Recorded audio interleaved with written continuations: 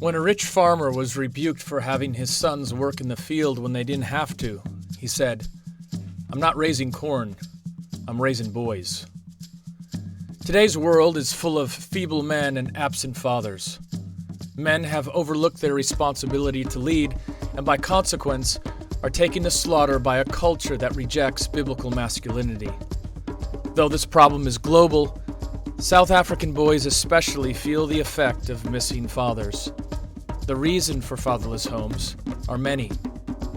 Jobs in faraway cities, easy sex encouraged by government schools, the worldview of parenting that says it takes a village, grants to single mothers, the rise of feminism, and churches not emphasizing a biblical philosophy of fatherhood. Boys need father figures. They need more than a female voice in the home.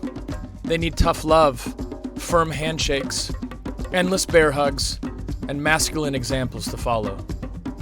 Absalom needed his father, King David, but he was missing.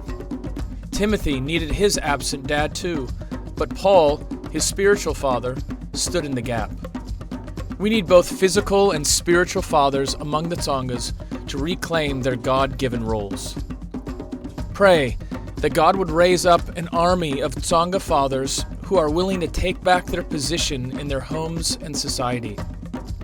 Pray that God would use camps, boys' clubs, literature, and most importantly, the church, to remind fathers that God has made them the head of their families, a duty which obliges them to take sacrificial responsibility in their homes.